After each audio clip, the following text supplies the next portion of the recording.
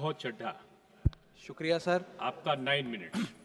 Sir, मुझे ये बात रखते हुए इस सदन के भीतर बड़ी खुशी है कि आज से कुछ दिन पहले इंडेक्सेशन पर जो तमाम सदस्यों ने अपनी राय रखी थी, मैंने भी अपनी बात रखी थी। हमारी उस राय के उस सुझाव को माननीय वित्त मंत्री जी ने स्वीकारा और आज से 2 हफ्ते पहले इंडेक्सेशन जो भारत के इन्वेस्टर से छीना गया था वो बेनिफिट पार्शियली रिस्टोर किया गया है।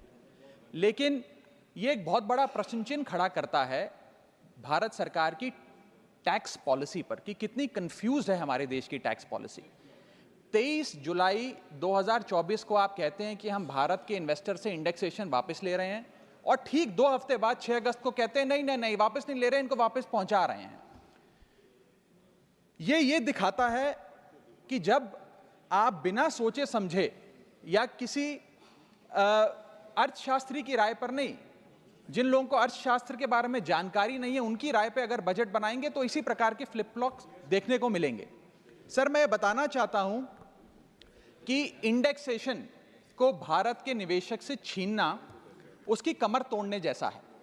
जैसा कि मैंने पहले भी बात रखी थी कि इंडेक्सेशन को फुल्ली रिस्टोर करने की जरूरत है, लेकिन अभी भी कल जो अमेंडमेंट फाइनेंस बिल में लाया गया है वित्त मंत्रालय द्वारा, उसमें भी इंडेक्सेशन पार्शियली रिस्टोर किया गया है, फुल्ली रिस्टोर नहीं किया गया। उसमें भी एक पेच है और पेच ये है कि तमाम एसेट क्लासेस पे इंडेक्सेशन नहीं रिस्टोर किया जा रहा, मात्र इमूवेबल प्रॉपर्टी यानी कि लैंड और बिल्डिंग पे रिस्टोर किया जा रहा है। और दूसरी चीज, 23 जुलाई 2024 के बाद खरीदे गए किसी भी एसेट में किसी भी इन्वेस्टमेंट पर इंडेक्सेशन नहीं दिया जाएगा। मैं आज आपके माध्यम से सरकार से मांग करूंगा कि इंडेक्सेशन को फुल्ली रिस्टोर किया जाए, सारे एसेट क्लासेस पर रिस्टोर किया जाए और 23 जुलाई 2024 के बाद खरीदे गए, बाद निवेश किए गए एसेट क्लासेस में भी इंडेक्सेशन का बेनिफिट मिलना चाहिए। और इंडेक्सेशन के बेनिफिट से खिलवाड़ करना, एसेट क्लासेस से इंडेक्सेशन को समाप्त करना एक बड़ा सवाल खड़ा करता है कि क्या हमारे देश की वित्त मंत्री इन्फ्लेशन एडजस्टेड प्रॉफिट्स में विश्वास नहीं रखती? क्या उन्हें इन्फ्लेशन का ज्ञान नहीं है? क्या वो जानती नहीं कि इस देश में महंगाई एक प्लेग की तरह फैलती जा रही है? और इसी के साथ साथ मैं एक उदाहरण के माध्यम से आपको बताना चाहूंगा सर कि अभी भी इंडेक्सेशन जो पार्शियली रिस्टोर किया गया है उसमें भी कितने फ्लॉज हैं। उदाहरण के तौर पे आप एक इन्वेस्टमेंट करते हैं गोल्ड में, सिल्वर में या किसी एक एसेट क्लास में जिसमें इंडेक्सेशन का बेनिफिट इन्वेस्टर को मिला करता था। आपने 1 करोड़ का इन्वेस्टमेंट एसेट ए में किया 31 मार्च 2001 को और उसके ठीक अगले दिन 1 अप्रैल 2001 को एसेट बी में भी 1 करोड़ का इन्वेस्टमेंट किया। वो दोनों एसेट 7% CAGR के हिसाब से, कंपाउंडेड एनुअल ग्रोथ रेट के हिसाब से बढ़ते रहे और आज वर्ष 2024 में उन दोनों इन्वेस्टमेंट्स की आज वैल्यू 5 करोड़ रुपए ईच है। अब आप ये दोनों एसेट ए और एसेट बी बेचते हैं बाजार में वर्ष 2024 में और दोनों पे अलग अलग टैक्स आपको देना पड़ता है। ये मैं आपके सामने दर्शाना चाहता हूं। जब आप एसेट ए बेचते हैं जो आपने 31 मार्च 2001 को खरीदा यानी कि 1 अप्रैल 2001 से पहले, तो आपको इंडेक्सेशन का फायदा मिलेगा। यानी कि आपका सेल प्राइस होगा 5 करोड़, आपका परचेस प्राइस है 1 करोड़, लेकिन इन्फ्लेशन एडजस्टेड परचेस प्राइस आपका 3 करोड़ 63 लाख माना जाएगा।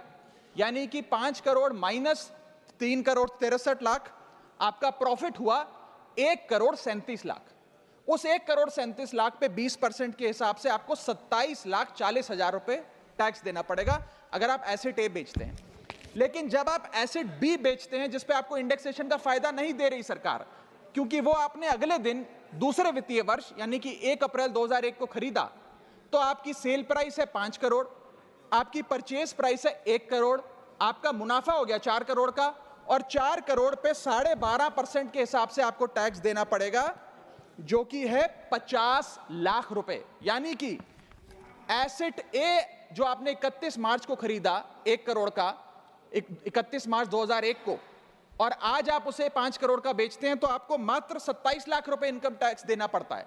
लेकिन जो अगले दिन आपने 1 करोड़ रुपए का निवेश किया 1 अप्रैल 2001 को और उसको 2024 में बेचते हैं तो उस पर 50 लाख रुपए का टैक्स देना पड़ता है। सिर्फ एक दिन के भीतर आपका टैक्स लायबिलिटी 27 लाख से बढ़कर 50 लाख हो जाती है।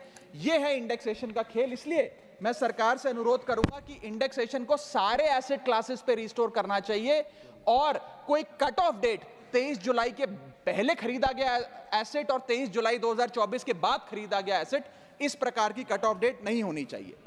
Sir, inflation is taxation without legislation. महंगाई वो दीमक है जो हमारे देश को खा रहा है, इसीलिए हम इन्फ्लेशन एडजस्टेड रिटर्न्स पे इनकम टैक्स लगाते हैं।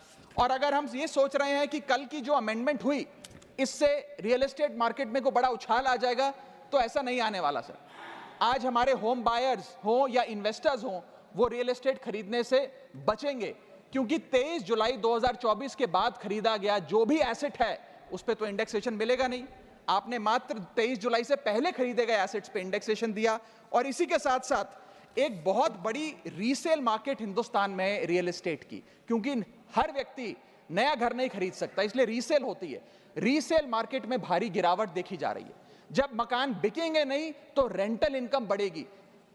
लोगों के मकानों के किराए में एक भारी उछाल देखा जा रहा है, लोगों का खर्च बढ़ने वाला। और इसी के साथ साथ जो फॉरेन इन्वेस्टमेंट भारत के रियल एस्टेट में होता है वो भी गिरने वाला है, ऐसी मैं आज इस सदन में भविष्यवाणी करता हूं। इसके साथ साथ रिटेल इन्वेस्टर यानी कि भारत के मिडिल क्लास की कमर तोड़ने का काम सरकार ने कैसे किया। एक ही बजट में शॉर्ट टर्म कैपिटल गेन को 15% से बढ़ाकर 20% कर दिया और उसी बजट में लॉन्ग टर्म कैपिटल गेन को 10% से बढ़ाकर 12.5% कर दिया इक्विटी पे और अन्य पदार्थों पे। यानी कि आप एक ही बजट से तमाम तरीके के इन्वेस्टर्स जो शॉर्ट टर्म के लिए एक छोटी अवधि के लिए एसेट खरीदते हैं या लंबी अवधि के लिए एसेट खरीदते हैं, दोनों की कमर आपने तोड़ने का काम किया और इस देश में रिटेल इन्वेस्टर को कुचलने का काम यह सरकार करने जा रही है। मैं आपके माध्यम से अनुरोध करूंगा कि don't take middle class retail investor for granted. हमें कैसे फाइनेंशियल इंक्लूजन इस देश में बढ़ानी है उस दिशा में काम करना चाहिए, ना कि कैसे हम इस देश में इन्वेस्टर्स, हाउस होल्ड इन्वेस्टमेंट्स और रिटेल इन्वेस्टमेंट्स को कम करें, उस सिलसिले में हम काम करें। मेरा दूसरा भाग आज के वक्तव्य का है जीएसटी पर। पहले तो मैं सरकार के मंत्री नितिन गडकरी जी का जो एक चिट्ठी सामने आई, उन्होंने अपनी सरकार के वित्त मंत्री को चिट्ठी लिखते हुए कहा कि लाइफ इंश्योरेंस और हेल्थ इंश्योरेंस पर जो 18% जीएसटी लगाया उसे वापस लिया जाए। मैं उनकी इस मांग का समर्थन करता हूं और सरकार से मांग करता हूं कि हेल्थ और लाइफ इंश्योरेंस पर कम से कम हम जीएसटी ना लगाएं। ये कोई लग्जरी गुड या लग्जरी प्रोडक्ट नहीं है। और मुझे ये बताते हुए खुशी है सर कि parliamentary standing committee on finance की आज से 6 महीने पहले रिपोर्ट आई थी, जिसका हिस्सा मैं भी था। मैं भी parliamentary standing committee on finance का सदस्य हूं, जिस समिति ने अपने पैरा नंबर 2.10 में साफ तौर पे सरकार से अनुरोध किया कि हेल्थ इंश्योरेंस और लाइफ इंश्योरेंस पर जीएसटी कम किया जाए, समाप्त किया जाए, ना लगाया जाए। मैं पढ़ के वो अंश आपको सुनाना चाहूंगा। The committee feels that there is a need to rationalise the GST rate on insurance products, especially health and term insurance, which is 18% at present. The high rate of GST results in a high premium burden which acts as a deterrent to getting in insurance policies. The committee, with a view to make insurance more affordable, recommends that GST rates applicable to health insurance products, particularly retail policies, etc., should be reduced. हमारा ये प्रयास होना चाहिए कि एक परिवार, sir बस समाप्त कर रहा हूं, अभी तो मेरा समय रह गया, 1-2 मिनट आप थोड़ा ज्यादा दे दीजिएगा तो सर कुछ फर्क नहीं पड़ेगा, मैं अपनी बात समाप्त कर लूंगा। हेल्थ इंश्योरेंस पे और लाइफ इंश्योरेंस पर हमें टैक्स समाप्त करके लोगों को इंसेंटिवाइज करना चाहिए कि ज्यादा से ज्यादा परिवार भारत के हेल्थ इंश्योरेंस के कवर में आए, लाइफ इंश्योरेंस के कवर में आए। जो मैं सरकार से मांग करूंगा। और सर एक बड़ा इंपॉर्टेंट पहलू मैं आपके सामने हाईलाइट करना चाहूंगा। इस देश में इन्फ्लेशन पर भी जीएसटी लग रहा है। वो कैसे लग रहा है? एक प्रोडक्ट जो 100 रुपए का बिकता था उस पर 18% जीएसटी हुआ करता था। आज वो वस्तु महंगी हो गई, 100 से 150 रुपए की बिकने लगी, अब 18% 150 रुपए पे लगने लगा। यानी कि 50 रुपए की जो महंगाई है उस पर भी सरकार जीएसटी लेने लग गई है, which is GST on inflation. मैं चाहूंगा कि सरकार इस पर विचार करे। और अंत में सर अपनी बात समाप्त करने से पहले एक और दिलचस्प मुद्दा आपके समक्ष रखना चाहूंगा, which is problem of multiple taxation. हम लोग एक ही चीज पर न जाने कितनी बार टैक्स भरते हैं। जैसे कि जब आप पैसा कमाते हैं तो इनकम टैक्स भरते हैं, उस इनकम से आप गाड़ी खरीदते हैं तो गाड़ी खरीदने पर जीएसटी देते हैं।